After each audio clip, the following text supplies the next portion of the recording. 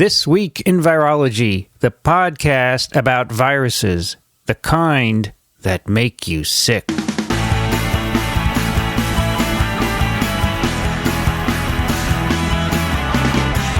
This Week in Virology, episode 183, recorded on May 11th, 2012. Hi, everybody. I'm Vincent Racaniello, and you're listening to TWiV, the podcast all about viruses. Joining me today for the first time in decades here in the TWiV studio, the heavy breather, Dickson Despommier. Hi, Vince. I could hear you breathing before I introduced you. Just cut it out? Mammals breathe. They breathe in and then they breathe out. And viruses, they don't breathe. How you doing, Dickson? I'm doing well, Vincent. Welcome back to TWiV. Thank you. I've missed being on TWiV. You haven't been here in a long time. I know. What have you been doing? Vertical farming? Some of that, yes. Fishing? Some of that, yes. Fishing?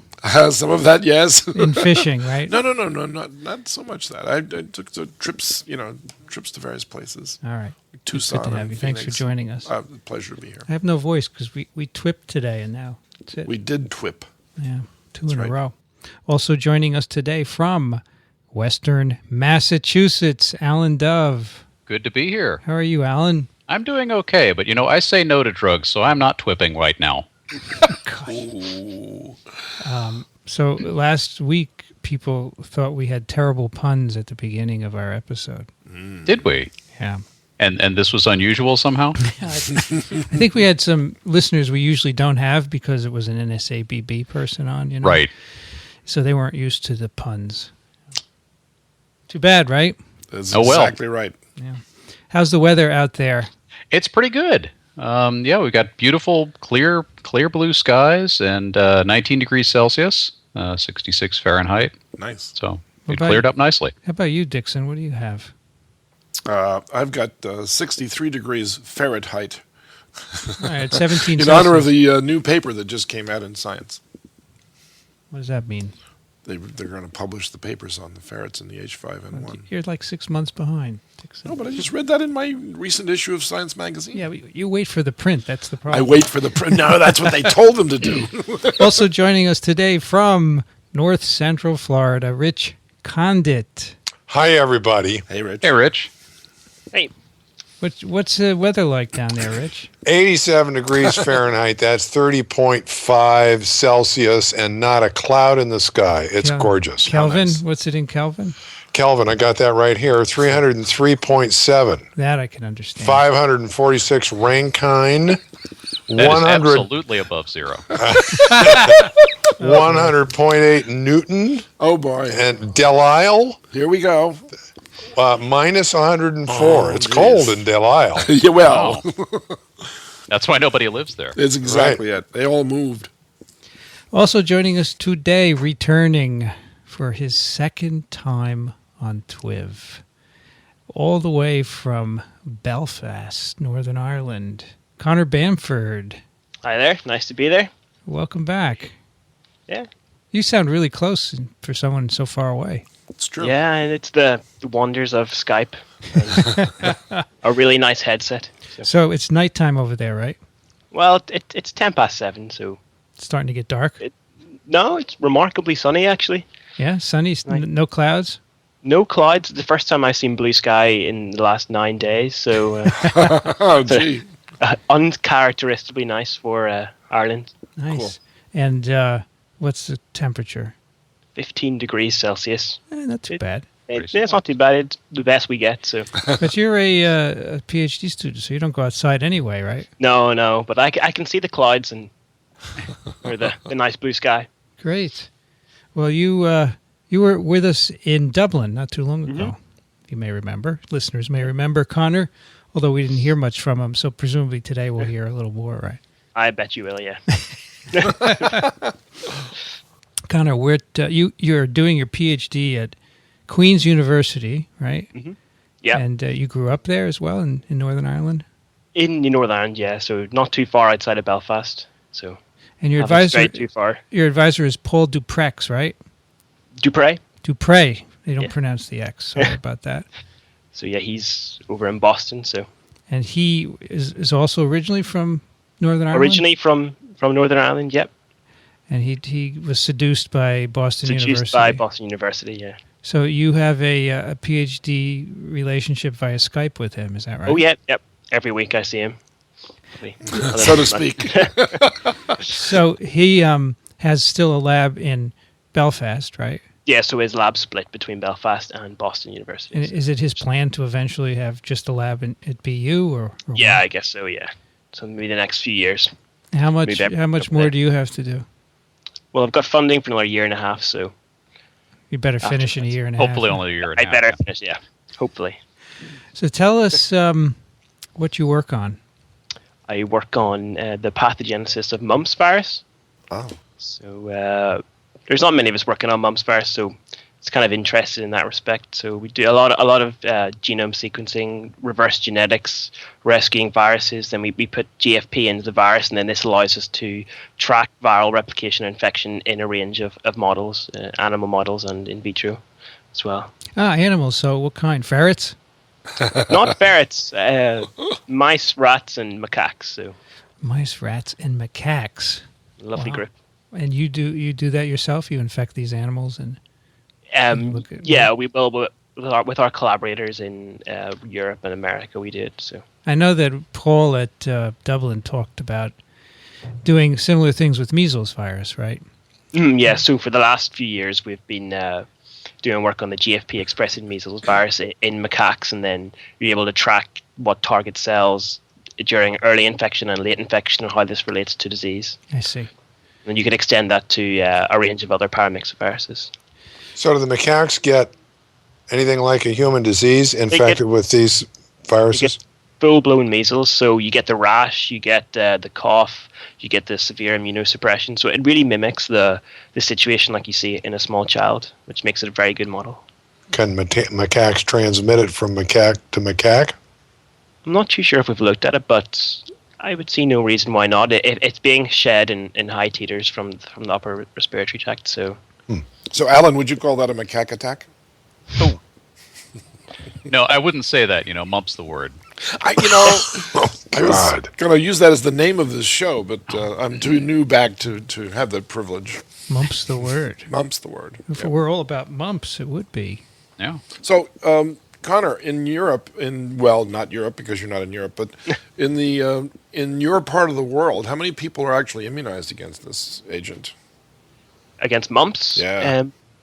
it's meant to be. So we do get the 2 doses of MMR, so it's meant to be 80 to 90%, but it splits a lot. So what with the whole MMR controversy, so Right. it kind of dips. So we've had a lot of outbreaks across Europe and in the UK and in America, of So course. I've heard. Yeah. That's exactly right. Do the macaques get mumps too? We haven't looked at that yet, but papers in the past, they get something like mumps. The early papers were done in macaques, so if you inject it into the salivary gland, you get salivary gland swelling, but I'm not sure if they've looked at proper pathogenesis work. So my understanding is some of these outbreaks are not necessarily because of inadequate vaccination. Aren't there some mumps showing up in people who've been vaccinated? Yeah, so you can still get mumps if you've had 2 doses of the vaccine. So I'm not sure they really know why. Maybe waning immunity, maybe antigenic differences between different genotypes, maybe just the sheer amount of virus you get, just close contact. So Right. it's open book still. Right, and as immunization rates decline, you increase the odds of being able to sustain an outbreak so that it would actually get to the people who Get have into the people. Yeah. Exactly. This is a live attenuated vaccine you're giving. Yeah, live Yes. attenuated vaccine. Had it since the 60s. So Right. Yep. Right. it's very safe, very effective. derived from Exactly. a case of mumps by Geraldine Hilleman. Aha. Carolyn Hillman, yeah. Really? Very famous girl. Yes, Related to Maurice? yes, his daughter. No kidding. She came down. I'm surprised you don't know this story, Dickson. Well, I don't. I just know of Maurice Helleman. He had been hoping to develop a mumps vaccine because he developed every other kind of vaccine pretty Sure, much, and his daughter came down with mumps. And it was the worst possible thing that the mumps virus could have done for itself. Because, That's right. Hilliman then Sleeping with the enemy. Came home, his daughter had the mumps. He went back to the lab, got some swabs and some petri dishes and media, and came back home, cultured the virus from her, and then passaged and attenuated it and developed the vaccine. I'll be darned. And one of his other daughters was enrolled in the first phase 1 clinical trial of it. Wow. Yeah. There's a lovely picture of the two girls together getting the first vaccine. She's getting the vaccine with Geraldine beside her. So yeah. There you go. Read the book, Dickson. So, Connor, you haven't published yet, right? not yet, no. Yeah, when you do, we can talk about your work then. Oh, definitely, yeah. What do you plan to do after you're done there? I like research, so probably stick in research. You'll do a postdoc? Postdoc, definitely, yeah. Where? Ireland, UK, Europe, US maybe? Looking at US or UK. Yeah. So I'm stick with virology. I've liked it so far. It's been good to me. So you're going to stick with negative strand viruses? I'm not too positive. RNA not positive, virus, at least. No. That's a good answer. Vince, you're getting too personal here. Well, there's an email later down in the show if we get to it that might interest you, Connor. Yeah. Oh, okay. So you're not sure what polarity, right? RNA. I'll stick with RNA. Yeah, that's good. You know, don't go to the dark side, the DNA virus. No. Too many genes. Right, Rich? Right. So how many genes does mumps have? 8 or 9. It has a funny 8 or one 9? gene, but from that one gene it encodes at least 3 proteins. Got it. It's a funny RNA synthesis trick. So Dickson, how do you make multiple proteins from a negative strand? Well, Vince, the first thing you have to do is make a positive strand, and then you can... Just one? Well, you have to make 2, because otherwise you can't make another negative strand. Okay, I won't bother you anymore. Please don't. I took the final that Vince just gave his students, and I got a 62 without studying. And he says, "How did you do so well?" And I said, "Well, I used to listen to TWiV a lot." TWiV? I used TWiV. I listened. Believe me, I wasn't contributing.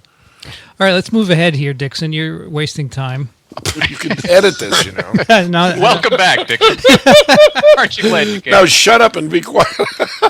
You missed this, didn't you? I did. I missed this. Abuse. They wouldn't call this banter necessarily. Just tell them what happens when you walk in here in the morning.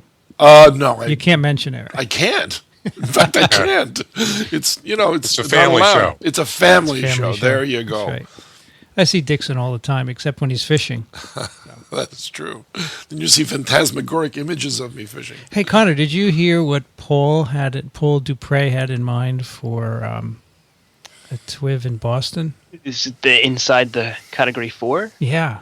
Yeah, I thought that was so cool. He said we would get suited up, and Alan, since you're so close by, I would come out for that absolutely. I'd love to scrub into BSF. He said they're building one there. And when it's done, he said you can come in, suit up, and we'll do a TWiV from inside. Awesome. And maybe we could coordinate it with the 200th TWiV. I don't know how soon that's going to be ready, but yeah, talk to the Boston. Whenever that's available, I'm in. You're in? Yeah, right. Totally. I would love to do that too. I think it would be great. You have to go fishing. I'm sorry. No. I can postpone. We have a little follow-up from last week's episode. You may remember we talked about a letter that Mike Osterholm had written to NIH complaining about the NSABB meeting on the H5N1 manuscripts. And the NIH has written a response, which Michael sent to me. So we're going to post that. That's up on the Nature site. It is a letter written to Dr. Osterholm, and it's quite long and comprehensive. It's from Amy Patterson, who is the Associate Director for Science Policy at the NIH. And who addresses his arguments and objections point by point very nicely. Really, very well done. Basically, each point negating each point, in my view. But you can make your own opinions. So we'll post a link to that. We also have a letter from Joe.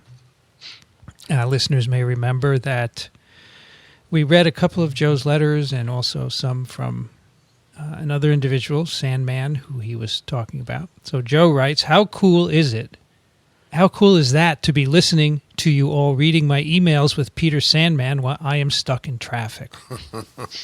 Yeah, I know, Joe, I do that all the time. I love the discussion and want to send a big thank you to Michael for joining in and giving us the missing perspective of what the NSABB was thinking as they made their decisions. His efforts on the podcast are a perfect example of risk communication done well. You don't have to have all the answers, just be able to articulate the process that went into valuing the things that created the decision in an honest way. I apologize to Michael for my blunt technical description of them as a nameless, faceless government committee in capitals. Yeah, NFGC. But it is an accurate description of how they were viewed by outsiders not aware of their existence prior to them making a significant decision with little public involvement in the process prior to the decision. I wrote it to reinforce the following point. It is a critical and sometimes frustrating reality for every risk manager that when making public risk communications, if you communicate based on who you think you are, things will not go well. If you communicate based on your audience's perception of you, then you have a chance to actually finish a sentence. It's interesting. I was surprised to hear Michael say there was some research that he did not think we had a right to know. I would appreciate hearing more details on his thoughts. In the world of basic science, I can't think of any that I would agree with. I agree that we should not publish the specs and construction steps for building a cruise missile in your garage, but that is different than the kind of science we are currently discussing. Hear, hear. I forgot to send that to Michael, or else he probably would have answered. I can't think of any research that we would do here in a bona fide lab in the U.S.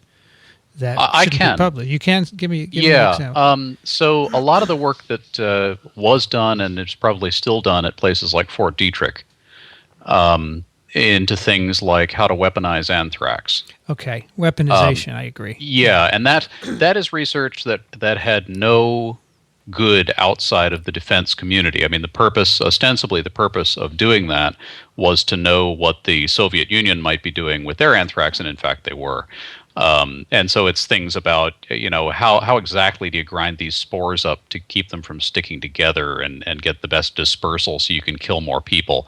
I really don't think that should be published, and I think it's perfectly appropriate to keep that classified. But of course, that research is done entirely in a classified environment to begin with. Right. Yeah, there's no intent to publish it anyway. There's no right. Yeah. So I would agree that research that would normally be approved and conducted through the NIH process and is intended to be published, I can't think of any that we don't deserve to see. Yeah. But if we did publish that paper, then we would publish, then perish. Yes. Wow. Very good, Dickson. Yes. All right, next we have a letter from Josh, who writes, Dear TWiV Doctors, I would like to thank Dr. Imperiali from the NSABB for being on the show. It was very illuminating, and he spoke clearly about the struggles that have surrounded this situation. He said that the WHO meeting came to a different conclusion because it was, quote, mostly made up of flu virologists. Isn't that kind of the point? Experts in the field of flu virology came to different conclusions than the NSABB. Shouldn't the NSABB defer to this group of experts on the matter? Does the NSABB dispute their expertise? Bioterrorism is largely a fantasy of crazies and the biodefense crowd. The real threat is Mother Nature, in capitals, as Dr. Imperiali said. Okay, so I sent this one to Mike, who answered, Dear Josh, Vincent asked a very similar question during the podcast, and I think I clarified it at the time that my point was that it wasn't surprising that the two groups might come to different conclusions, but let me answer your questions more directly. The first thing that I want to make clear is that there is a flu expert on NSABB, Michael Osterholm. Excuse me. Something in my throat. Someone's taking exception to that one. No, I'm just clearing my throat. I see.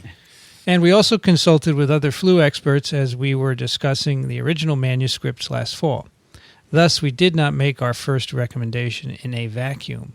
Second, I do not dispute the expertise of those who participated in the WHO meeting. However, they have not spent the past 7 years together discussing the dual-use issue as NSABB has. NSABB's expertise is much more broad, including microbiology, infectious diseases, biosafety, public health, veterinary medicine, plant health, national security, biodefense, and scientific publishing. One of the things NSABB has been stressing is that the scientific community needs to be more engaged in discussions of dual use.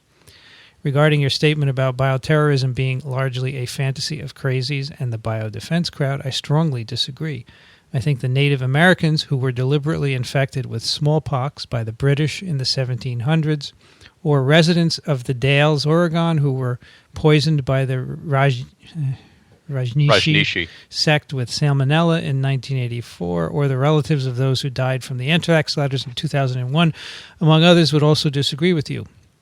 Bioterror is very real, and groups like Al-Qaeda have publicly expressed their desire to use it. That is not classified information. It is freely available. Here's an example that was just reported a week ago by CNN. Yeah.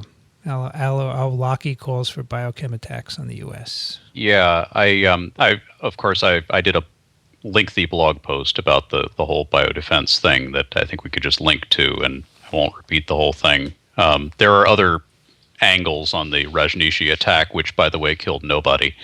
And, of course, the 2001 Amerithrax attack did kill 5 people, but that almost certainly came from within our own biodefense labs. So the lesson there is that the biodefense industry is probably a much bigger threat to public safety than the actual bioterrorists. And as far as what Al-Qaeda says, if we said we were afraid of the boogeyman, Al-Qaeda would say they're sending the boogeyman. His non-existence notwithstanding, they're going to say that they're interested in things that they know will scare us. And this particular story from CNN that Mike linked to is actually about a propaganda piece that this Al-Awlaki fellow wrote some time ago that has just recently come to light. And Al-Awlaki himself was blown to flinders by a Predator drone last September. So the U.S. Air Force already had the final word on that. The observed fact is that from what we've seen, Al-Qaeda seems to be spending most of their time trying to figure out new ways to put bombs in their underwear. If they do bother to try and develop biological weapons, my prediction is that it would be a huge waste of their time, and I would therefore encourage them to do it. Isn't it their approach to just say they're going to do all these things, and then we respond with billions and billions of dollars, and we're going broke in the meantime, right? Exactly. I mean, and strategically, that's exactly what you would expect them to do, because they need to be unpredictable. So they're going to say we're pursuing all possible things, when in fact they may only be pursuing one or two things. And the use of the term crazies, I mean, I think that's an accurate description of somebody who would contemplate using a biological weapon to begin with. So. Sure. I know that they are listening. That is, Al-Qaeda does listen to TWiV. Oh, great. So I'd like them to know that polio is an excellent bioweapon. Yes, that would actually be a really good choice. Yeah. And mumps too, right, Connor? Exactly, yeah. Yes. Do you have a sense, Connor, over on your side there, how this is all viewed is it different from the U.S. view? The major news people don't really talk about it that much. It's really not covered. It's very strange, but that's what I've heard. No, that's not strange at all. That makes perfect sense. Maybe that's It may be a byproduct of having a functioning public health system. Yeah, Well, you guys have a bigger radar screen than we do. You actually cover the world. We're probably interested in Wall Street and several other small locations, and that's it. Yep, that's right. All right. That's that. Let's move on to our main story.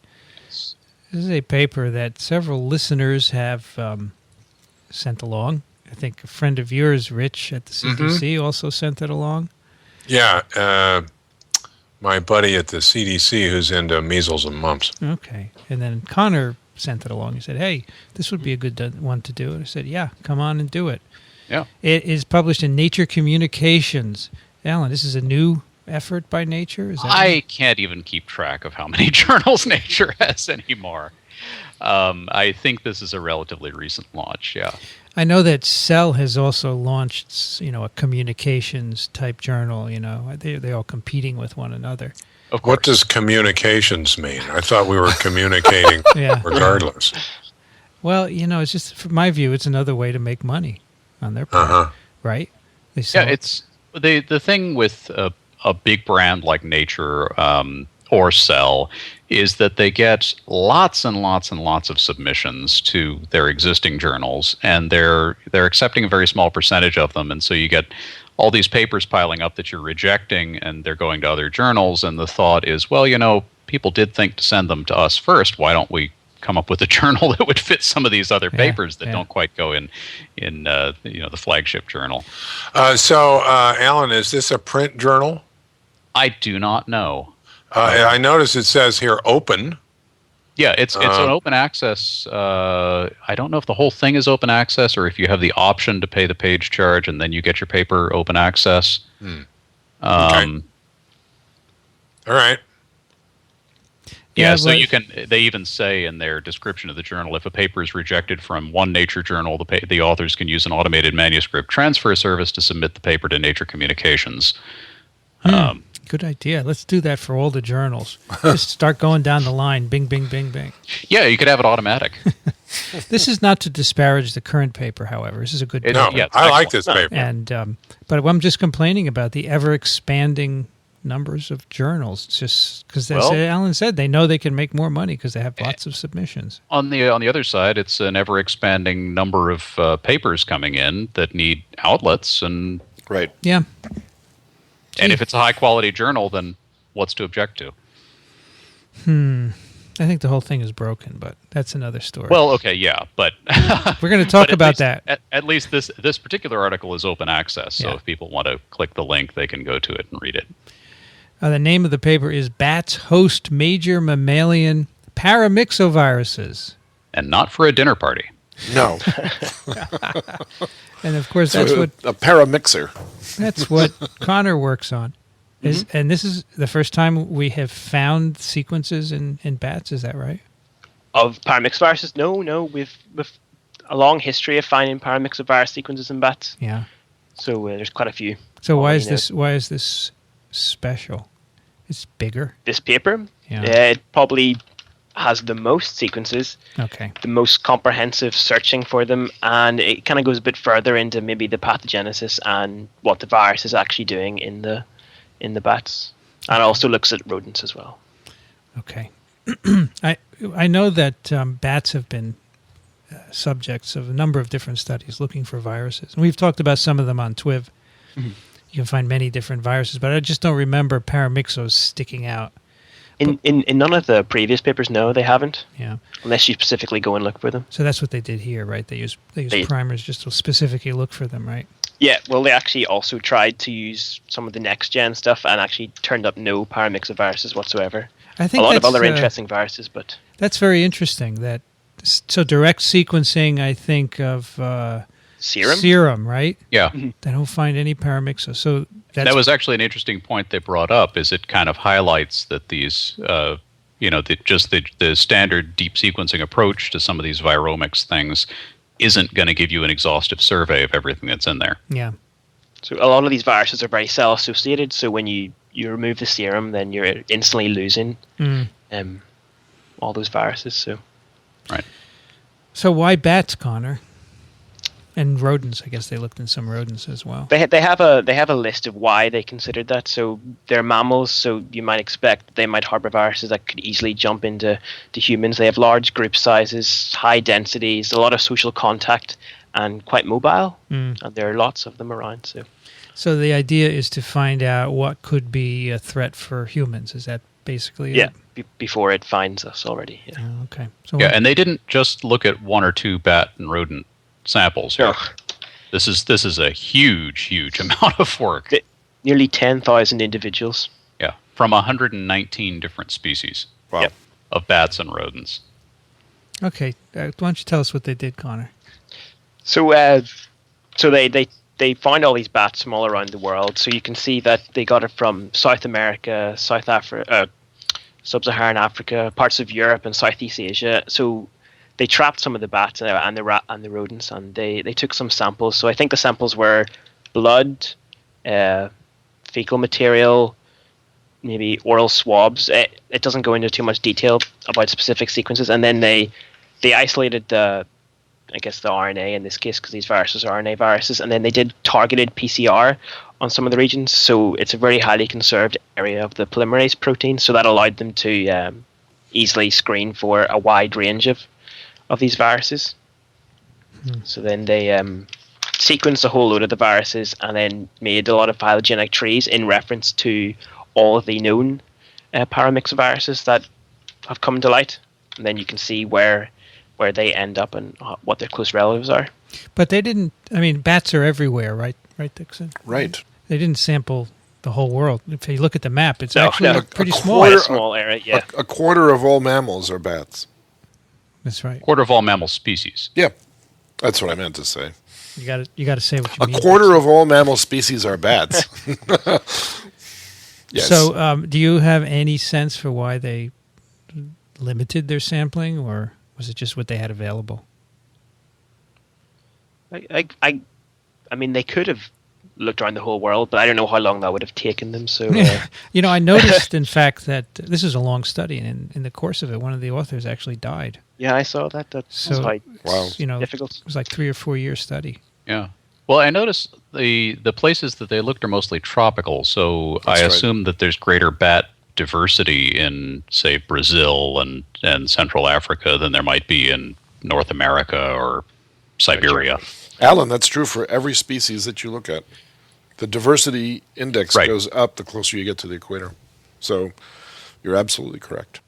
I bet you there's a certain amount of serendipity in where you look, kind of depending on who you know that's in some place or other, because they got collaborators from different parts of the world. They're hard to catch. Bats are very difficult to catch. And who can catch the bats? That's right.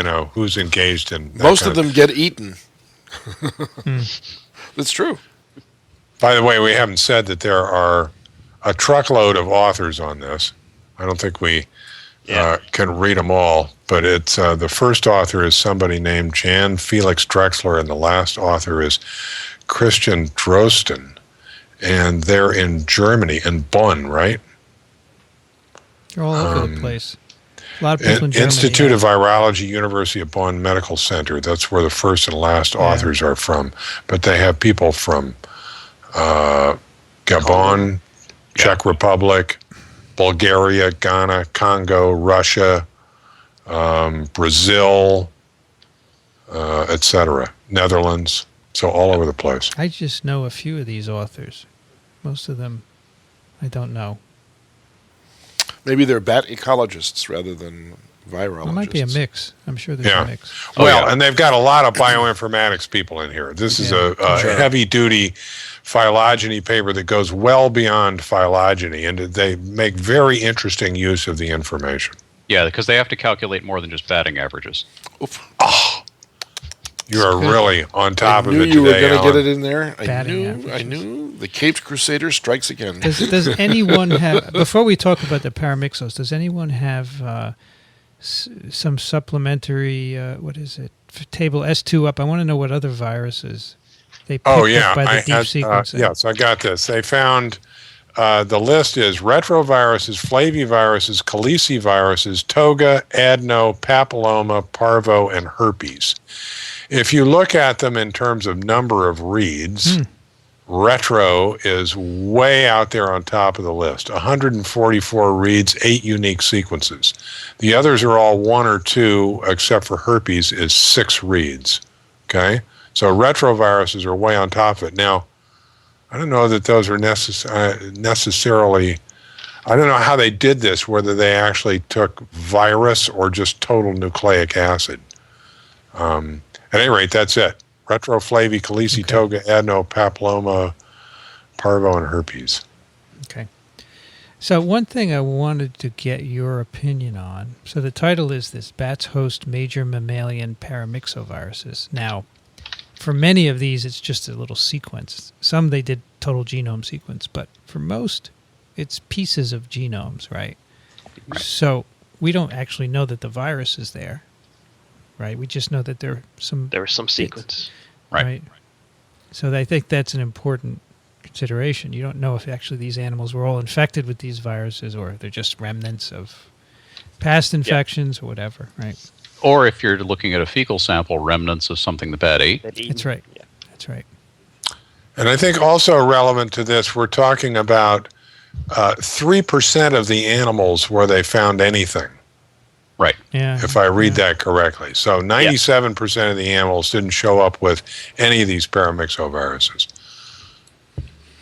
Okay, Connor, tell us what you think was neat about the paramyxo findings here. They found a lot of closely related viruses to some of the major human pathogens, possibly shedding light on the origins of these viruses. So you've got ones closely related to measles, human respiratory syncytial virus, mumps, and Nipah and Hendra virus. And they sequenced the whole genomes of these, so get a lot of information. Right.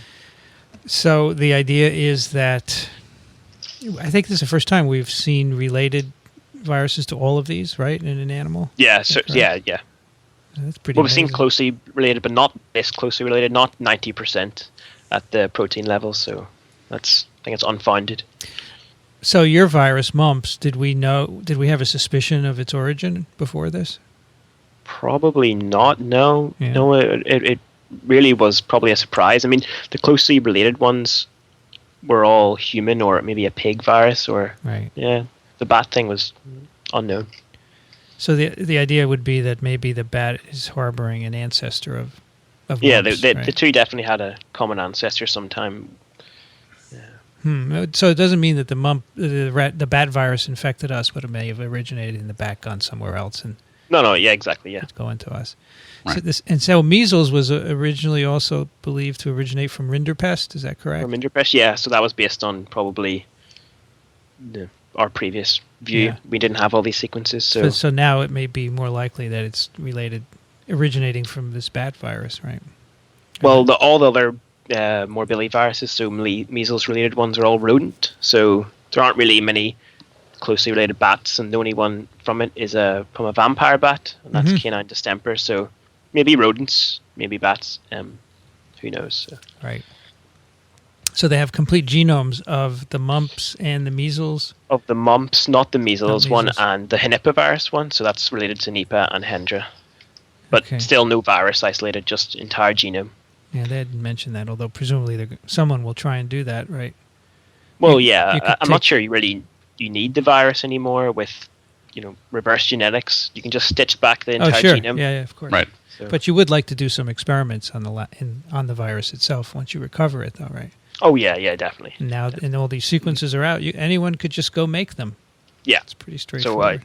I think we've been in contact with Christian Drosten to get some of the blood samples and some of the cells so we can start maybe isolating virus or at least getting the sequence of these viruses so we can maybe do some work on the differences between them. Mm-hmm. Yeah. The Hendra and the Nipah-like viruses were interesting. They came from some African bats, right? So they were previously thought Southeast Asia. That's where all the outbreaks were. So I think it was a bit of a surprise to find such closely related viruses in Africa as well. Yeah. Now, this is interesting. If you're going to get samples of something that potentially contains something like a Nipah virus in it, do you have to do that in like BSL-3 or something like that when you're trying to culture something out of it? Yeah, maybe we'll just look for nucleic acids. So maybe we'll sidestep those issues at the minute. So Right. Well, Yeah, I think I guess. they mentioned somewhere in here, part of this they did end up doing in a BSL-4 facility. Yeah, they were looking for cross-reactivity between some Yeah, of the right. sera and some From real Nipah. viruses. That's right. So what was it? it was with the Nipah. Yeah, they had, to look for serum cross-reactivity with a real Nipah virus infection, they had to do the Nipah virus infections in a BSL-4 facility. Right, of course. I like this part. They say Sendai virus, a member of Respirovirus, was detected in wild rodents from Thailand, confirming this not to be restricted to laboratory animals. Right. Yeah. Do people Or really, Sendai, Japan. people really think it was a laboratory virus? Well, I think Sendai originally came from, a laboratory. There's a number of viruses like that, like mousepox, acromelia, was, first found in a mouse colony, and nobody really knows where it came from. But surely it has an origin outside Sure. of the lab. Yeah. Right. It just sounds funny the way they... Yeah, right. You just don't know what the real origin is. So kind of they also have this section called Natural History of Infection. So I thought this was interesting. Yeah, tell us about that. So I guess other papers who detect sequences, they probably would have just stopped at identifying them and making the phylogenetic trees. But these guys sort of, I think they were trying to determine whether these bats were the animal reservoir for these viruses. So to do that, you would have to build up a sort of body of evidence to suggest that these viruses are actually replicating in them and to what level and whether they cause any disease. So they were able to look in specific organs of these different viruses. I think they only looked at a few of the viruses, maybe the measles-related virus, and they took out specific organs of one of the bats and did PCR on them to find where the viruses were. And they found in the measles, in the bats, they were mostly found in the spleen, whereas in the rodents, they're mostly found in the kidney. So I guess that has implications for transmission. And they also, the pattern that they saw of infection in the, they've got this population of bats that they followed for 3 years, I think. Yeah, right. And I think they say it was living in a private attic, which somebody's attic, yeah. Somebody's attic is full of guano. So they went and they sampled. I guess they sampled feces. They sampled guano from this attic over a period of years, and they found that it didn't have the sort of episodic type of infection that you would expect if these bats were just catching it. It seemed more like maybe it was endemic to them, right? Yeah, and this was during I guess when these guys were giving birth as well, so you might expect some sort of massive peak of infection, but they didn't see that, which was striking. Right. They also didn't. I think they looked for some serum enzymes to see if these bats were sick, right? Yeah, and it didn't seem to be making them sick, but I mean that's kind of who knows what that means, because you know what a sick bat. Yeah. I mean, looking at liver enzymes that indicate illness in humans may not apply to bats. So for the bats that are roosting, they just put down a plastic film below the roost sites and collect feces. Mm-hmm. For the bats they trap, Eric Donaldson talked about this before. They trap them and stick them in a bag, and as I would do if somebody did that to me, the bats poo in the bag, right? And they collect feces. Yeah. That's pretty reproducible. So that's a good thing you mentioned. Eric's study, he did direct deep sequencing of feces and I think some oral swabs. Mm-hmm. And I don't remember them picking up paramyxoviruses. No, they find none, I don't think. I had to look. But as this study shows, you may have to go looking for them specifically. Yeah, so I guess the titers are low or something like that, Connor. Mm-hmm. Is that the idea? Well, yeah, or they're just stuck to the cells and there's not much floating around. Yeah. Gotta be careful. The cool thing about this colony is that they were able to chart this thing over time, how much virus is in feces over time. And I don't know that there's any pattern to it, but it's there continuously. So as was already pointed out, it suggests that these things are being transmitted in the colony. So that has characteristics of being a reservoir. Right. Yeah. So it's very different from what you would see in measles, I guess, in humans. All right, the last thing they do is something which I barely understand. To use bioinformatics to try and figure out tracing the hosts in the phylogeny here. If you barely understand it, you're doing better than me. Yeah, this was kind of lost on me. I can read the graphs out the other end and get the idea, but how they got there is a mystery. Listen to this. To take topological uncertainty into account, this analysis was done on a large set of phylogenetic trees. I got that part. The phylogenetic trees part. Extracted from the terminal phase of an optimized Bayesian inference of phylogeny. What part of that sentence didn't you understand? You're just a smart guy. Or what part of that sentence did you understand? So the conclusion of all this, a lot of computation, is that bats, but not rodents, primates or birds should be preferred donors of paramyxoviruses? The interesting figure is this, 8B, where on the x-axis they have categorized different what they call host switches. That's right, yeah. Bats or mice or birds to various other species, bats, mice, birds, humans, etc., and calculated the average number of switches. So I guess from the phylogenies they can somehow make an estimate of whether viruses have gone from one beast to another at various times. And if you look at this graph, the idea is, in the end, that there have been many more switches from bats to other species than from other species to all of these other species, which reinforces their ideas that the bats are, in fact, a reservoir for these viruses. Yeah. Right. Mm-hmm.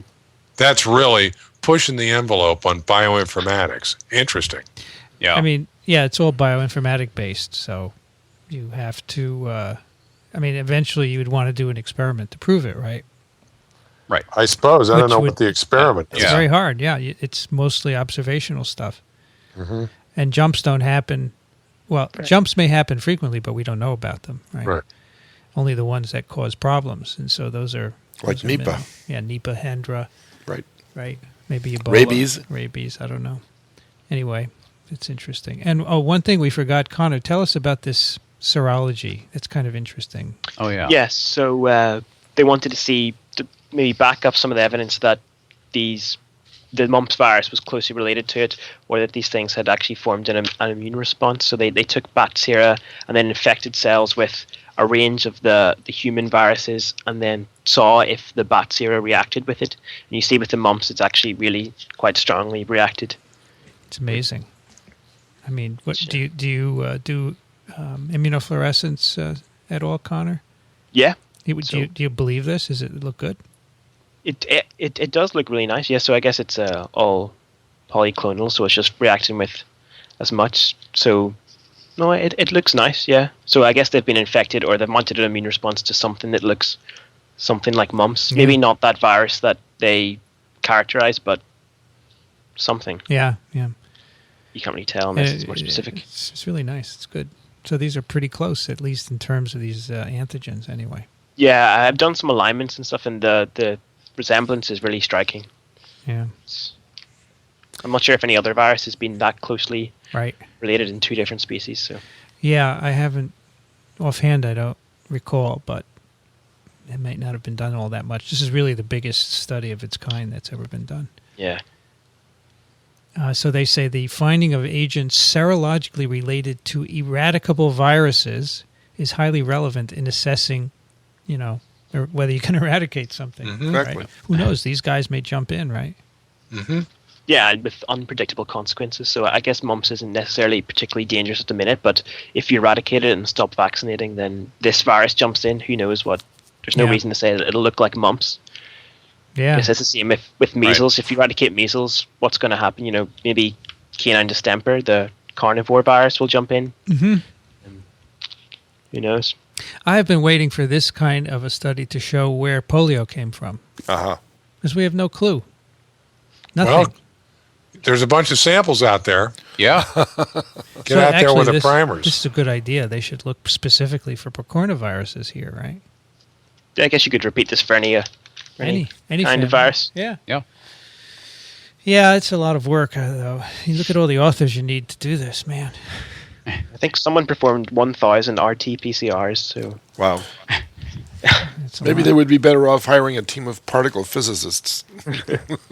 Anything else, Connor, on this that we should there was know a about? really cool figure where they showed that they found the same virus across Africa in a range of different bat populations as well. So these things aren't staying within the confines of one population or one species even, or geographic area. They can really fly all around Africa. What about EB virus? Epstein-Barr. Yeah. What about it? They didn't look. That would have been a good one, though, because they've got Burkitt's lymphoma over there that is closely resembling it. And it would be interesting to see if there's a tie-in with bats or not. There's a tie-in with people. They transmit it to each other. No, I understand that, but maybe there are reservoirs too. Could be, yeah. Giving back to this geographical thing, I thought it was interesting too that at least some of the bat populations they looked at were not migratory and didn't cross over with the others, so it's not entirely clear how these are getting around. But are other species not migrating into the same caves? Maybe they are staying the same, but these things roost together, so... Right. Some bats don't roost in caves. I mean, the fruit bats don't, right? I suppose, yeah. I mean, maybe when they're foraging. There's so little known about bat biology to begin with that I knew someone when I was at Rockefeller, this guy Griffin, used to study their echolocation habits. But outside of that, I mean, bats are pretty difficult to study because their world is not ours.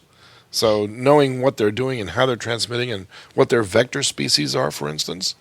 I mean, there's a lot of mites and things like that could serve as vectors and transmit between species. Yeah, and you wonder how all these things travel around, but knowing all the networks is key. So this is a good start to knowing what those networks are really all about. Yeah, I guess maybe this will spur someone on to look at it properly, put some money into it. Well, what about doing it for vectors also? I mean, I mentioned that. So, I mean, you could do a similar survey for biting insects of various kinds and arthropods and just do the whole thing like that as well. You wouldn't care about killing those. Not a bit. Because here they're always talking about preserving the bats, but exactly. bugs, no bugs, no problem. You want to do At least not the ones that bite people. True. And you can actually determine what they're biting by looking at the blood contents of their gut tracts and matching it up with the species. Yeah, so that's true. That's not a very difficult thing to actually work out.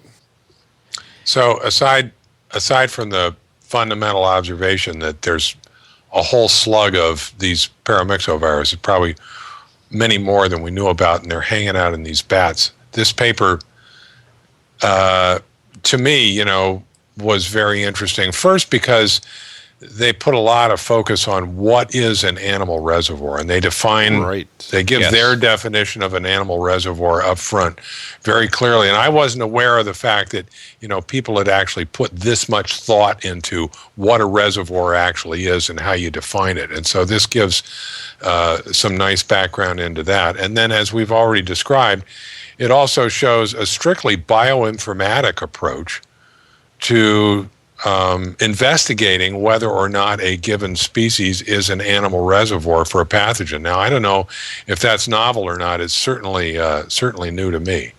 And so I thought that was interesting. And then I think it's very interesting, their last comments here, their last sentence is that the most relevant provision in this field is that epidemic risks emanating from wildlife virus reservoirs should trigger wildlife conservation rather than interference with wild animal populations. That's great. And they give a reference to a paper that's from 2010 in Nature titled "The Impacts of Biodiversity on the Emergence and Transmission of Infectious Diseases."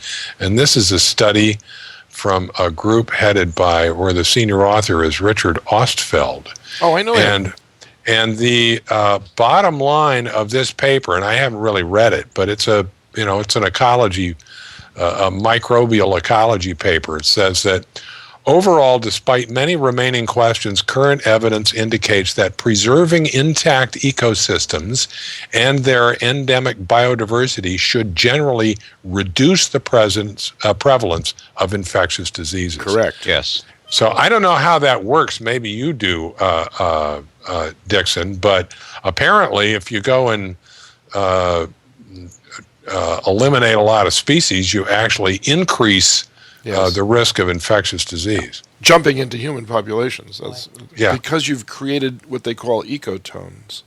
Remember we had an early discussion on this some time ago. If you transect across a jungle, for instance, and you're building a road, you've actually reduced the biodiversity along each edge of that road. Okay. And the vectors are now looking for other things to bite rather than the things that used to be there. Like me. Like you. Yes. Okay. And so we've discovered 30 different subspecies of Leishmania mexicana, which is the archetype for the dermal leishmaniasis in the New World, simply by digging through the jungle and getting infected with all these other species that used to bite a puma, now it bites humans, and now it bites an armadillo, now it bites humans, now it bites, and it's been amazing to discover how many different diseases we are susceptible to but didn't catch because the environment wasn't disturbed. But the moment you disturb it, of course, and yellow fever works that way too, right? So you can imagine that somebody might look at something like this and says, well, we got to get rid of these bats. Exactly. Yeah. That's the worst thing you could do. Yeah, right. That's not the thing to do. No, that's not the thing to do. Wherever these viruses are coming from, into the bats or out of the bats, when you remove a host from the ecosystem, you run a very high risk of becoming the new host. That's exactly right. Unfortunately, economy will prevail in this case. So people will say, well, this is theoretical, and we're going to build the road anyway. That happens a lot, but then they also say, well, don't go there anymore. Look what happened to them. Well, they're going to still cut down the rainforest, right? Well, and it's this is kind of veering off into an economics topic that I'm only vaguely versed in. But that would stop you, right? Yeah, that doesn't stop me from anything else. But there's this concept in economics called externalities, where some human activity causes some damage that to produce a product, but the damage isn't part of the price of the product. Right. And if you have regulations that will restore that and actually build it into the price of the product, then you can fix the problem just through the normal market. So the example that's in the news these days is a carbon tax or a cap and trade type of program to put a price on the effects of using all this fossil fuel that we're using. Right. And that would, rather than picking and saying, oh, we need to switch to solar or we need to switch to wind, you could just let the market figure out what to switch to. Right. By putting by having the price of the product reflect its real cost. So in this case, if you're building a road through a jungle, if you could somehow figure out what the likely cost of that is going to be in health terms and in downstream effects of damaging the ecosystem, then you could kind of price that in and maybe charge it to either the road builders or the road users, and people might reconsider. Yeah, another way of envisioning this too is the choice of words. The word ecosystem has a sort of a nebulous quality about it that people's eyes glass over when you start using that word. What is an ecosystem? If you look up that word in any of the ecology books that are really serious ecology books, none of the ecologists want to define it. However, if you were to switch that word for another word, everyone would understand exactly what you're meaning, and I intend to use the word life support system. When you make an ecosystem a life support system instead, you're looking at not just their lives, but your life as well. So that now places you in the picture. An ecosystem, you don't live in an ecosystem, you live in the urban environment. But if you have a life support system that you're totally dependent on in order to remain in that city, you'll think twice about disturbing it. And so that's basically the way I would prefer to see ecologists go, is to start referring to these natural systems as our life support system and make us more actively involved in preserving them. I've said my 2 cents. Thank you, Dickson. I don't have to show up for another month now. Yeah, well, you won't anyway, right? No, I'll be here next week. Don't be silly. Let's leave everyone with a definition of animal reservoir, as pointed out by Rich. An animal reservoir, those taxa of extant animals that contain higher genetic virus diversity than target taxa, harbor the virus continuously on the level of social groups with or without disease, and are naturally infected beyond the geographical limits of communicating social groups. That's an animal reservoir. I never thought of it in those terms. Wow. No. Cool. For the parasites, it's defined as another animal that can harbor the same stage of the parasite that you harbor.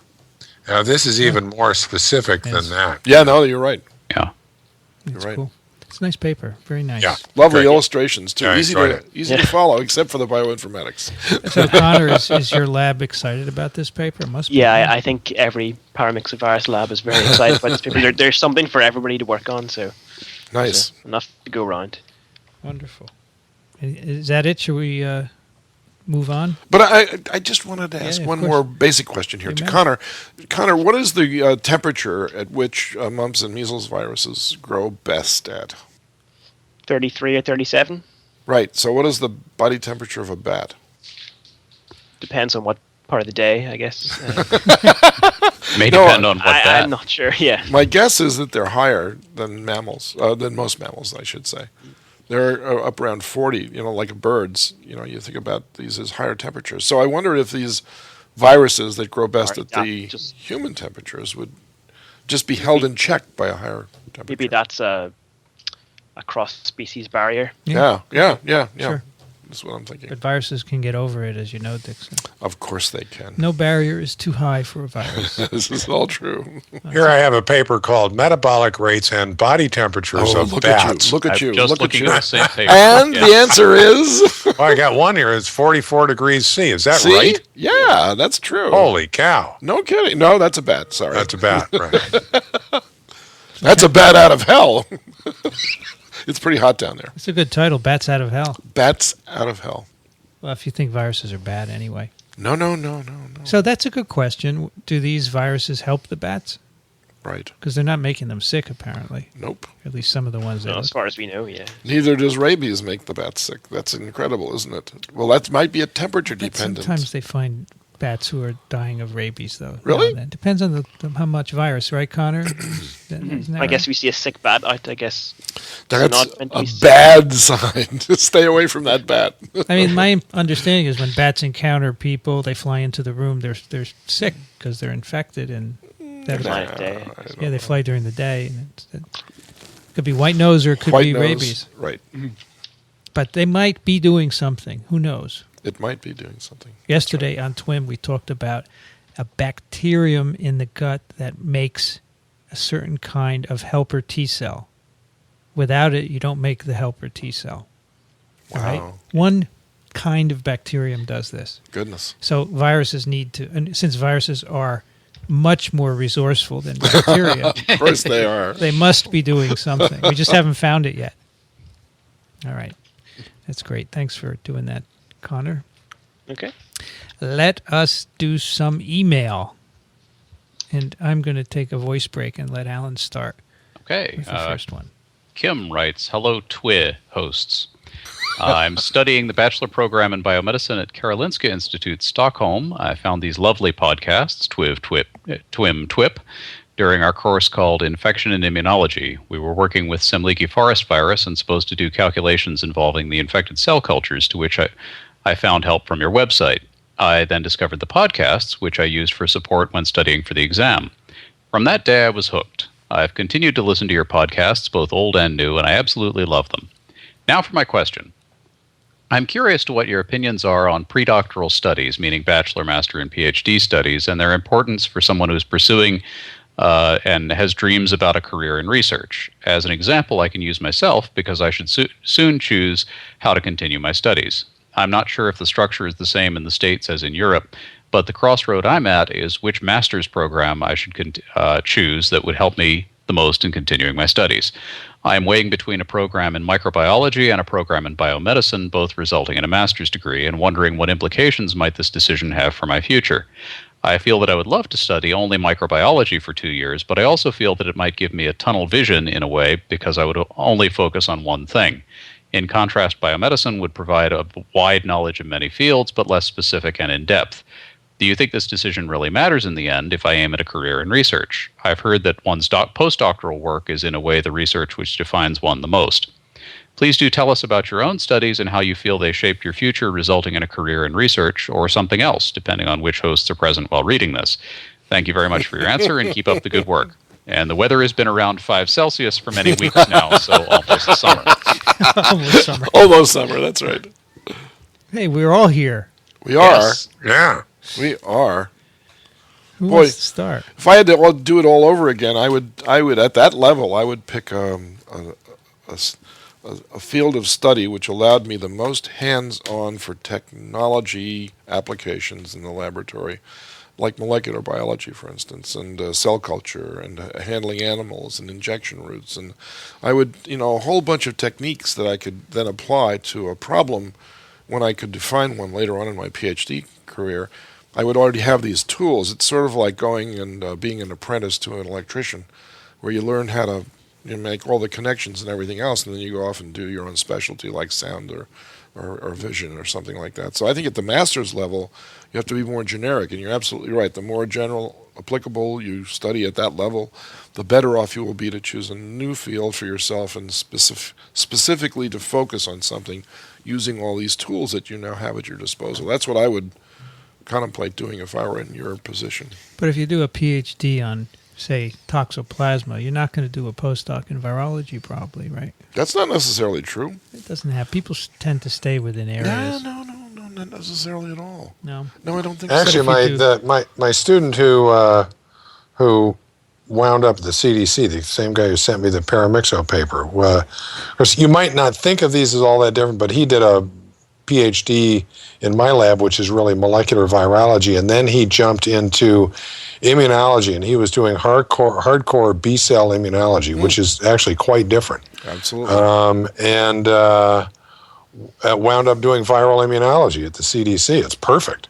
It all came together. But he didn't know what he was doing at the time. Right. He just kind of did this stuff. Right, because it was interesting. Yeah, exactly. Because it was interesting. I think that's to be a big driver. Yes, absolutely. You have to have passion, and the passion comes from being interested. That's true. Yeah. I just kind of bounced around. I didn't know what I was doing. No, I did whatever was interesting. And the only thing I ever really tried to figure out was whether I wanted to go to medical school or pursue a PhD. And I wasn't even very successful in trying to figure that out. Somewhere along the line, I decided, well, if I can't decide, then I better do a PhD. And if I still feel like doing an MD when I'm done with that, then maybe I could do an MD. I don't know where that came from. But at any rate, I in retrospect, I know I was absolutely, totally unsuited to be a physician. So that was the right decision. Oh, Richard, but beyond that, I just went with from, you. I just did, I just followed my nose. I did what was interesting. Yeah. What do you think, Connor? Well, I didn't do a master's myself, but I did a degree in molecular biology, so it was pretty generic and hands-on. But then I found a project that I was really, really interested in and passionate about it, and I just grabbed it. So I think it's important to find out what you're interested in and then just do it. I was reading your CV on Rule of Six. You got some interesting stuff, right? You had some field work in ecology and stuff? I didn't know what I wanted to be. Yeah, I originally thought I wanted to be an ecologist, so nice. I went to catch bats in Egypt for a summer. Did you? Yeah, Nice. I didn't want to be an ecologist after that. It's hot and sweaty work. 50-degree deserts aren't fun. Whoa. So then I wanted maybe going to cancer biology. That was good, but it was quite depressing, I guess. So viruses are a happy medium. Interesting. Well, I went to I was a biology major in college, which was broad, and I decided I wanted to do microbiology. I worked for a year in a micro lab, and I said, I like this a lot. Because coming out of college, I didn't know what I wanted to do, so I went and worked as a tech.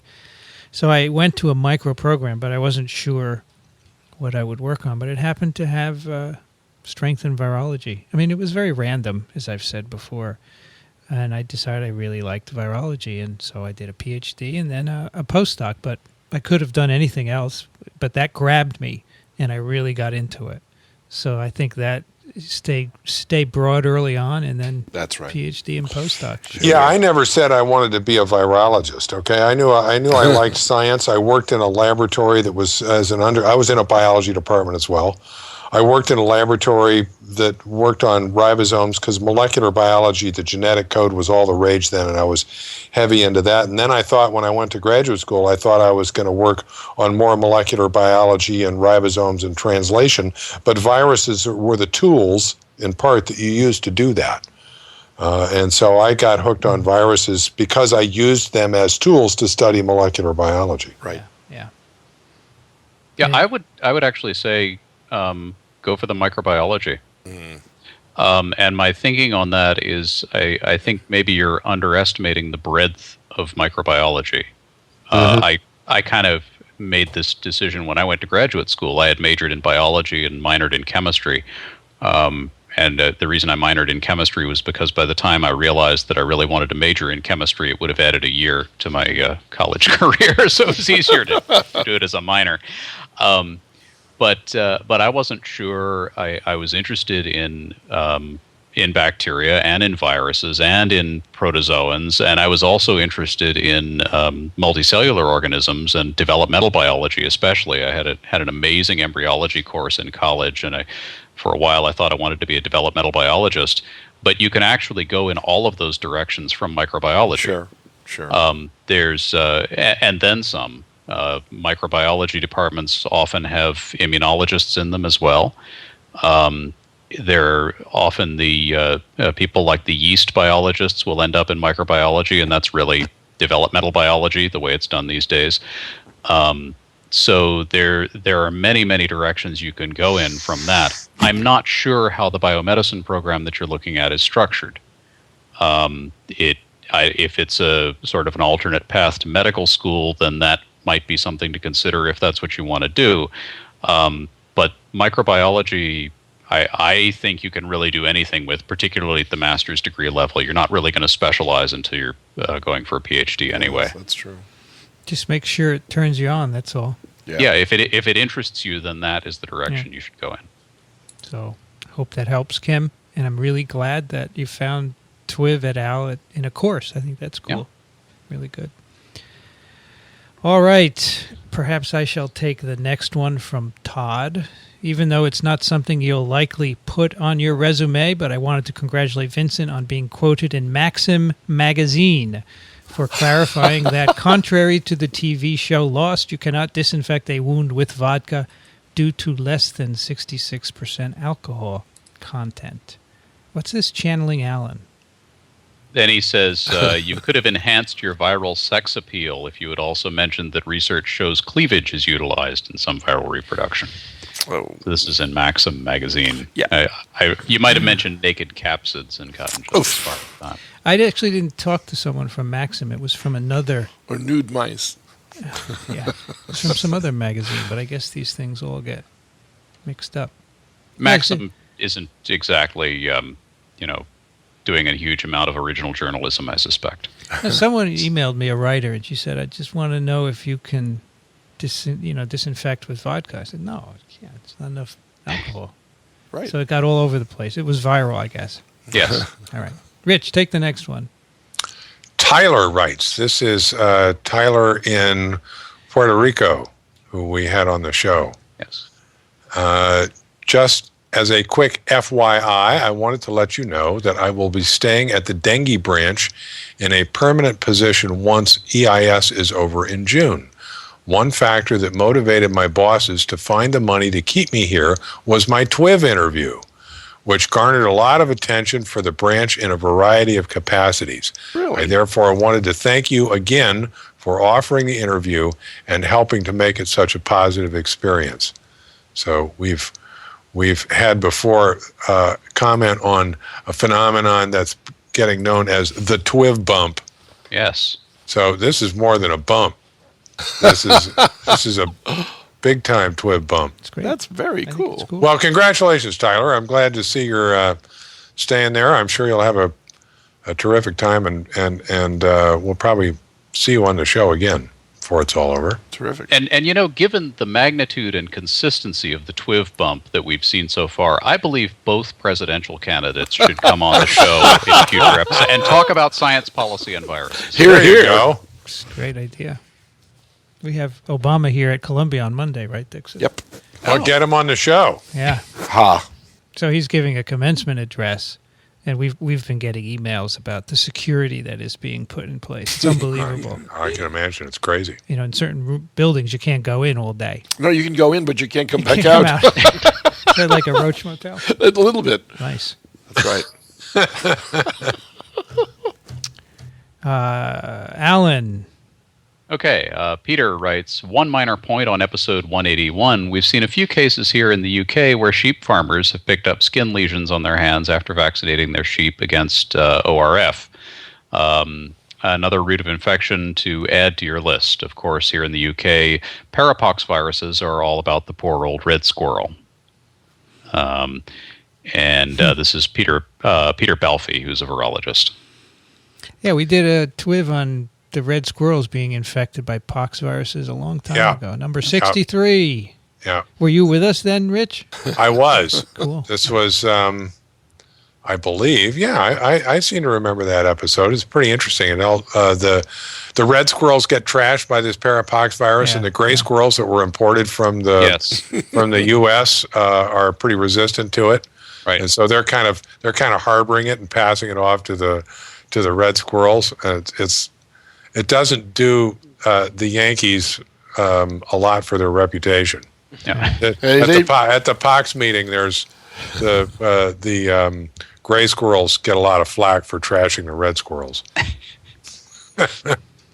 All right, we have reached our last one. Hey, Connor, you want to read the last email for us? Yeah, sure. So Matt Evans writes, "Hello, Vince and all the TWiV hosts. I'm interested in adding people to my lab, and it occurred to me that there may be no better place to find motivated young virologists than TWiV.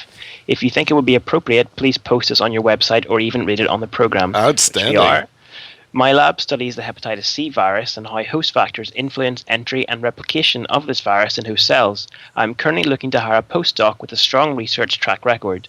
I'm also interested in hiring a technician who will help maintain the lab and conduct their own research projects. I'm sure that successful applicants will find the Department of Microbiology at the Mount Sinai School of Medicine in New York a terrific place to study viruses. So those interested in applying can find his contact information on the Mount Sinai web page. So there's a link here as well. It sounds like Matt got a grant. Yeah. Yeah. Good. And there you go, Connor. That's right. If he wants to wait a year, you. fine. He might, and you could be in New York and TWiV more often, you know. Yeah. All right, that brings us to picks of the week. And let's start with you, Connor. My pick of the week is the Microbiology Twitter Journal Club, which was recently set up by myself and about maybe 8 other microbiologists across the UK. I think it was really the brainchild of a girl called Emma Duthie, who's also known as Zoonautica on the internet. She blogs Zoonautica. Zoonautica, yeah, it's her pseudonym. Love it. So there was a Twitter Journal Club based on sort of medical papers. So every week they would talk about this paper and discuss it on Twitter, and then they would write up their discussions and put it online. So this girl decided, let's start a microbiology one. So I'm the only virologist, so it's all the bacteriologists started joining, and so every 2 Tuesdays we pick a paper, we discuss it, you get a ton of people commenting on it, then we write a transcript, and then we post it as a comment on the papers, on the link of the paper. So Wow. This is pretty cool. That's pretty cool. So during the discussion, it's all live on Twitter, obviously, and anybody can listen in. And anybody can listen in, so there's a hashtag, so cool. you can follow that. It's a nice idea. And I see So you do viruses now and then, right? Yeah. Well, I have to convince the bacteriologists that they are good. So the last one was on cell shape of Campylobacter. So Yeah, cool. Nice. Nice, thank you. I sort of had heard of this, but didn't see it. Wasn't Paul Cool. talking about this in Dublin? I think he wanted to set up some one of the next SGM meetings through Twitter, the 10 questions thing. see, So if you have I a see. question Okay. on, yeah. Rich Condit, what's on your list?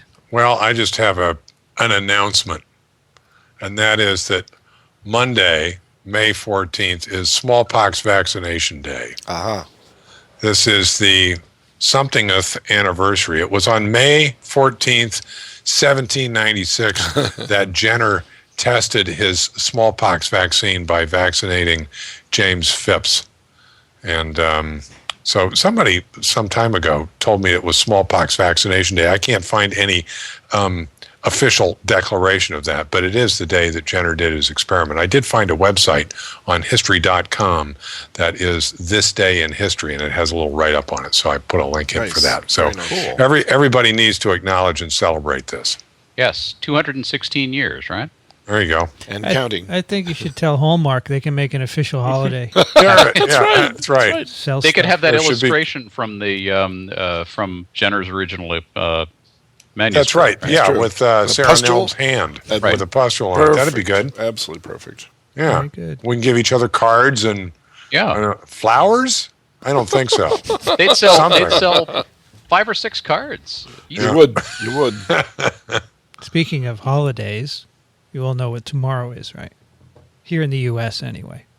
Tomorrow or the day after? Sorry, the day after. Day after tomorrow. It's the day after tomorrow. Okay. Oh, yes. I messed up. That's okay. Mother's Day. It's Mother's Day. Gotcha. It is Mother's Connor, Day. here in the U.S., we're crazy over holidays because of the merchandise that people sell. Right? You bet. Yeah, it's getting there over here. So. You have a Mother's Day over there? Oh, yeah. Really? Father's Day. Wow. I think we need a Professor Day, right? No, just kidding. I think there is one. There probably is. Be kind to Professor's Day. The rest of the year you can abuse them in any way you want, but not today.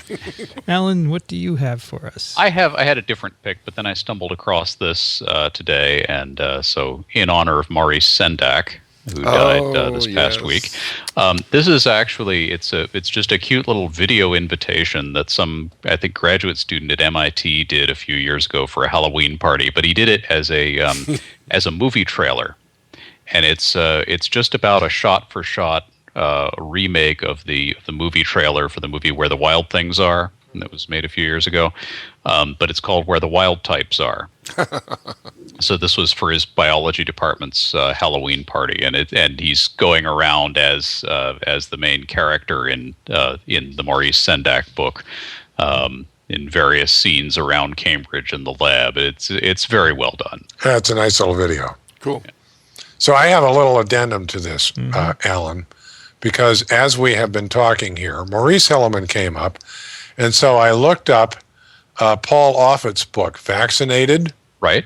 And I looked inside the cover on Amazon.com, and Paul Offit's sort of preface to this is a page that says on it, "And now," cried Max, "let the wild rumpus start."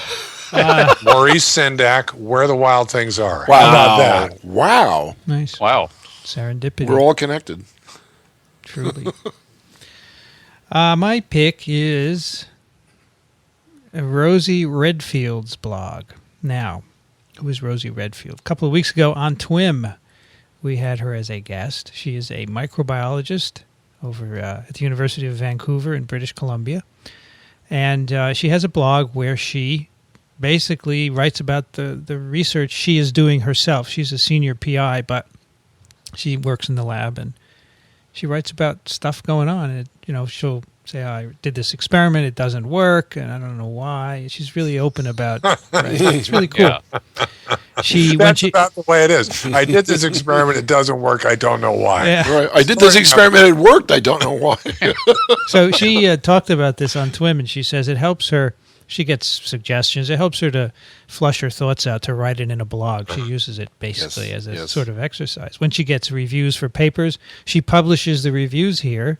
Oh, wow. And that's fine. And she says she can answer them here in a way she can't answer to the journal, which is pretty cool.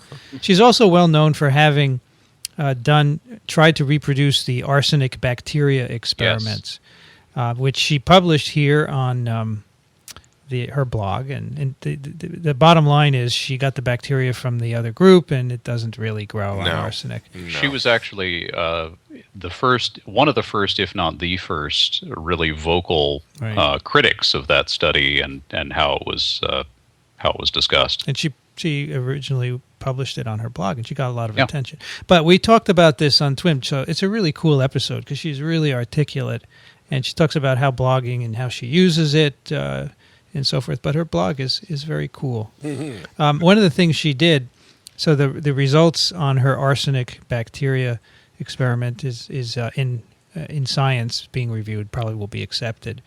But she put the manuscript up on an archive site that's used by the physicists to put their manuscripts up before she submitted it. And so you could download the manuscript and see exactly what it is. And Science magazine is totally okay with that because they say, oh, yeah, the physicists always put their manuscripts up there. So she did that, and she got comments as well. So how neat. She really takes an open approach to research. And I check it. I really like her blog. I think it's different from most science blogs. She's really talking about, work in her lab. So very cool. There's a picture of her here with very purple hair. Yes. Yeah. She's... In fact, on Skype, when I had her up, I saw her in her office, and it's about right. It's purplish. Purplish. But she's very neat. She was a great guest on TWiV. Cool. So I was almost like, we can't do any better than this. We're going to just stop now. We have a listener pick of the week. Yeah, Steven. but Dickson pick of the week, too. A what? I missed you? You did. Well, I don't know. What do you got, Dickson? What do I got? Yeah, what do you got? What do you mean, what do I got? I'm sorry. What is your pick of the week, My Dickson? pick of the week is an article that I read in Science Magazine, which I just got about 2 days ago. The paper version, right, Dickson? The paper version. Dead tree version. The dead tree version. It's a new approach to DNA sequencing, which uses a protein pore in a membrane to let a single strand of DNA go through the pore. And as it does, an electrical signal is sent along the membrane, and each base of the strand of DNA, the single strand of DNA, interrupts the current at a different strength. You can get instant sequencing. You can sequence an entire viral genome in a couple of hours. And it's dirt cheap. What's the error rate? Well, that's important. First of all, this was predicted in 1989 by one of the authors of this methodology. They had a meeting in Florida, Rich. I'm surprised you weren't there. It's a big state. I know it's a big state. I know it is. I was busy that day. Is anybody else out there familiar with this thing I'm trying to describe? No. Without giving you... It's in Science Magazine this week. I'm looking. And it utilizes a completely different approach to the multi-million-dollar, weeks-long approach to sequencing the human genome, which it's a miracle in itself. But they predicted that you could probably get an entire human genome sequenced in a day for about $900 or less, and very fast. I mean, really fast. So I wish I could conjure this up right now, and probably could if I had time to go into the internet and look it up. Yes, it's called Search for Pore Perfection. Thank you. Elizabeth Panisi did this article, and I'm just putting the link here in the Thank you, notes. Alan. So there it is. I appreciate it. And it's an interesting approach. It has some caveats, and it's not perfected yet to the nth degree, but they've proven the concept now to the point of garnering more interest from the venture capital side of things. Sorry, Search for Perfection is the... Search for Could be perfection. the next big That's thing right. in genome sequencing. Cool. Well, that's neat. Well, that attracted my attention, so I'm Thank you. glad to make a positive contribution to this. We have a listener pick of the week from Steven, following up on Rich's Tom Lehrer Element song, I Submit. Every major's terrible. Yes. And a cartoon over at XKCD. And there is a panel for different majors. And, of course, virology. Yes? What do you think? Virology will guarantee you'll never get a hug again. It's a good one. Unless it's from another virologist. Let's see, there's another one. I can't stomach any part of gastroenterology. Oh, It's to the tune of the Gilbert and Sullivan Modern Major General song. Oh, So this is for I Kathy see. Spindler, too. Kathy, you could sing it because you know that song. So I'll tell you, someone record this and send it in. We'll play it on TWiV. There you go. Great. There you go. So thanks for that. And that will do it for TWiV 183. TWiV is on iTunes, the Zune Marketplace, microbeworld.org/TWiV, and TWiV.tv. Make it easy for you to find it, Dickson. Indeed. We have a Facebook page, facebook.com/thisweekinvirology. And, of course, we love to get your questions and comments. Send them to twiv@twiv.tv.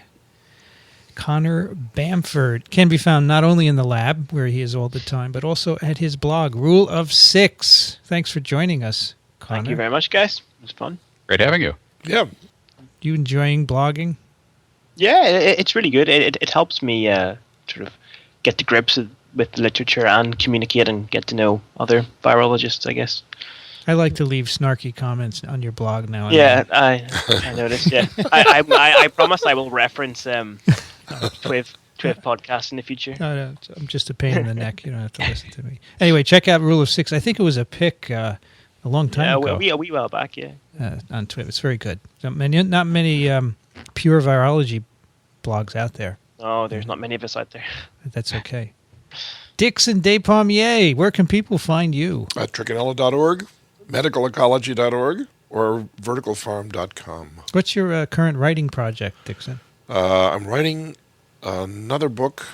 I have two going on at the same time, so it's difficult to know which one I should speak about first. But the first manuscript is done. It's called Parasites, People, and Plowshares, and I've mentioned that before. But my second book is called City 3.0. What happened to 2.0? 2.0 is just in the near future. I'm talking about what it would be like 100 years from now, perhaps. Perhaps. Is it a beta version? Could be. Do you know a lot about what the city should be? I know the characteristics that it should have. You know, Connor, you said you were an ecology major for a while and then dropped out because of the heat of Egypt. If you had been an Arctic biologist, you might have changed your mind, but who knows? My point of this book is that if cities could technologically behave like a balanced ecosystem, this would be a much better world. And so we know what those characteristics are, and so I'm busy documenting those. Wonderful. Are you going to join us next week again, Dickson? I hope so. No, if you'll let me. If you will let me. When he says I hope so, it means no. All right. Well, thank you for joining. Wait a minute. Aren't you going to be out of town next week? I don't know. Am I? No, not you. Me? Yeah, Vince. Next week is May 18th. No. No? I'll be here on the 18th. The 18th, I'm around. The 25th, I'll be away. Okay. Right. Dickson, thank you for joining us. Welcome, Vincent. Rich Condit is at the University of Florida in the southeastern state of the same name. Thank you. Great to be here. That was always a good time. Very circuitous. It's okay. I've just got to keep myself entertained. Got to keep himself entertained. Otherwise, it gets boring. You know? I wanted to say the University of Florida in the eponymous state. That would have been cool. That would have been good. But you can edit. You can edit. Well, you just said it. That's okay. I'll save it for another time. Sure. Alan Dove is at alandove.com. Thank you, Alan. Always a pleasure. Always good to have you. I'm Vincent Racaniello. You can find me at virology.ws. You've been listening to This Week in Virology. Thanks for joining us, and we'll be back next week. Another TWiV is viral.